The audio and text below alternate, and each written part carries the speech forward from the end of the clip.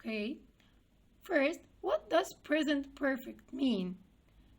If I say present perfect, what does it mean? It's like a connection between the present tense and the past tense. It's like the bridge that's connecting the present and the past. Look, there is a bridge here. There is the past tense and there is the present tense, and it's a connection between them. Why it's a connection? Because I started in the past. The action has started in the past and continued up till the present time. Got it, Junior? For like here is the past, and here is the future, and here is the present, which means now. Here it's a connection, a link between present and past. Why? Because the action started in the past but continued up till the present time. Let's know more. What is the form of the present perfect tense? If I want to form a sentence in the present perfect tense, what do I have to do? I have the subject plus has or have plus the verb in the past participle. What is the subject? It's the doer of the action or the one who does the action. It can be a proper noun or a pronoun like he, she, it. And what about has or have here? Can you see them? Has or have are the auxiliary verbs. They are auxiliary verbs. They are helping verbs. In what way? They help me in changing into negative and in making questions. I depend on them to make them. And they can be contracted to I've or she's. Like instead of saying I have, I will say I've. And instead of saying she has, I will say she's. And this will probably be in the spoken English. Okay. What about the past participle? It's the third form of the verb. It's the third form of the verb. It's not the present time. It's not the past simple. Let's know more. Here, in the past participle verbs, I have two kinds of the verbs, regular verbs and irregular verbs. What about the regular verbs? With the regular verbs, Junior, for it's not a problem. Why? As they are the same in the past simple, like here, walk, walked, walked, like, liked, liked, cold, cold, cold. So the verb in the present turns to be past simple. It's the same in the past participle. Got it? It's very easy here. Let's go to the irregular verb. They need you to study them by heart, so they cause headache, by the way, but you have to study them. Here, go in the present, turns to be went in the past simple and gone in the past participle. Fly in the present time, flew in the past simple, flown in the past participle. Drive in the present time, drove in the past simple, driven in the past participle. Can you, Junior 4, provide me with other examples? I'm hearing. Great. Okay. Speak, spoke, spoken. Write, wrote, written. Break, broke, broken. Unfortunately, Junior 4, there is no pattern, no rule to follow. You just need to memorize the past participle for you. Got it? So you need to study.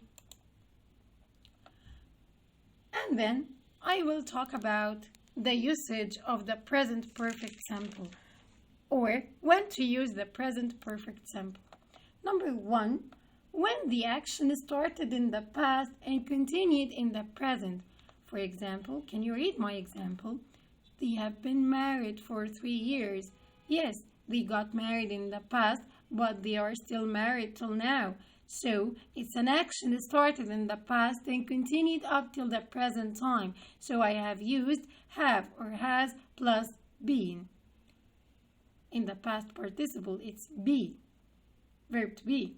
Number 2, when you're talking about an activity you have done several times in the past and you continue to do it in the present.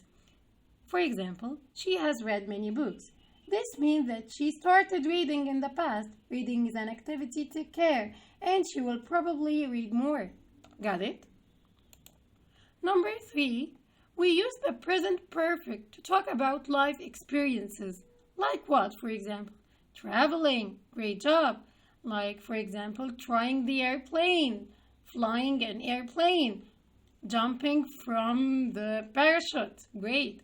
For example, he hasn't traveled overseas before.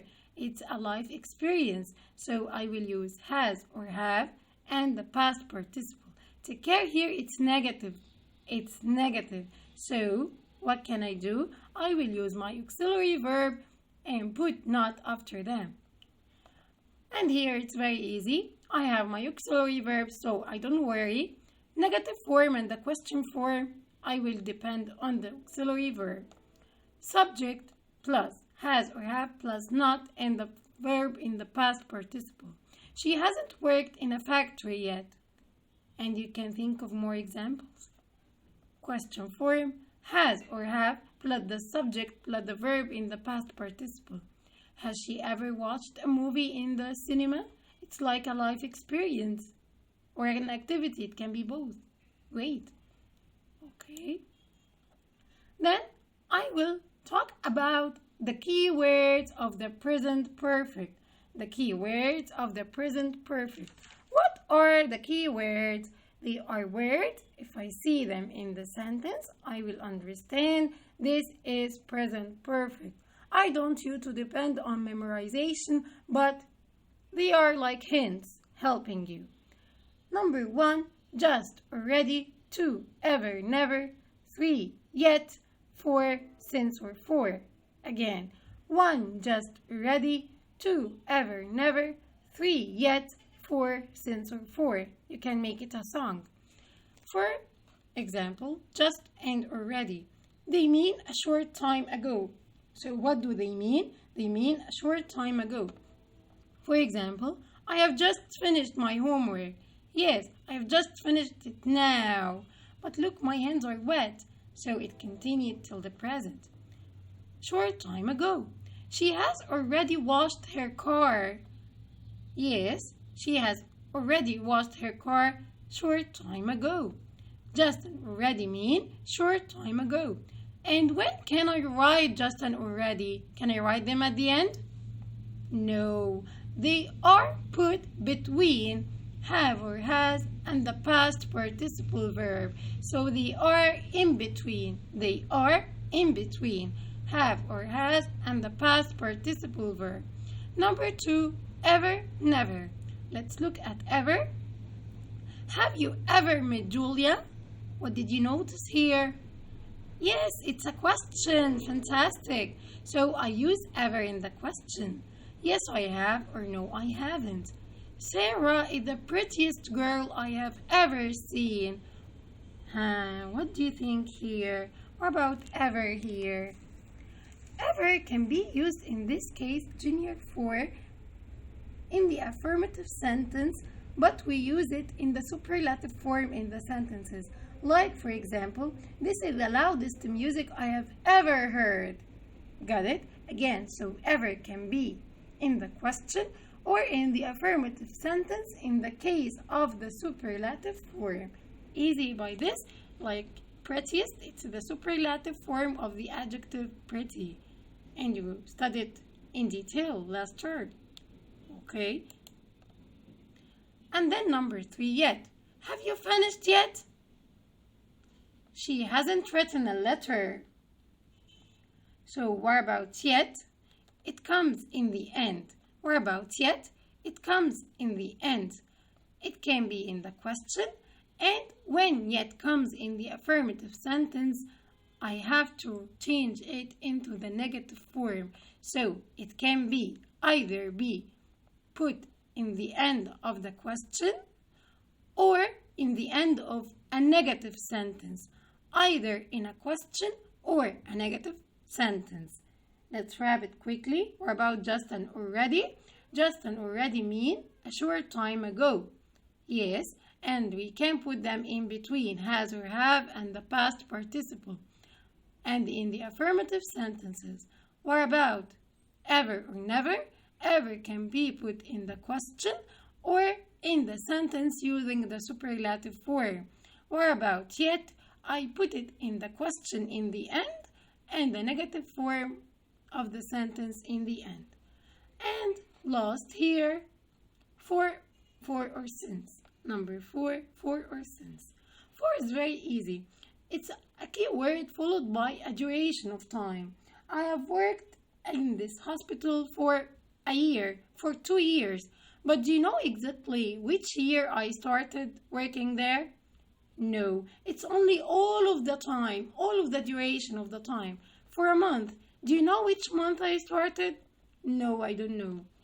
More about since. Since is more cunning. Why? Because it's followed by the starting point. So I know when I started exactly, like since 2014. Got it? And here since last March. So it's determined. Got it? Thank you. And the note or my advice to you that there is a difference between present perfect simple and past simple. I don't want you to concentrate on this, but I won't just tell you. For example, last month I visited my brother 3 times. So the month has finished. Is there still time to continue? No. So it's a finished action. So I will use past simple. What about this sentence? This month I have visited my brother twice. This month, so there will be more time. So I may visit him next day, for example, tomorrow, for example, or next week. There will be more for the month to be. Got it? This month I have visited my brother twice. It's unfinished action because I will probably visit him again. Got it? So for the past simple, it's finished action. But for the present perfect, it's unfinished action. Thanks a lot for watching my video. Wait for the exercises. Try to prepare yourself.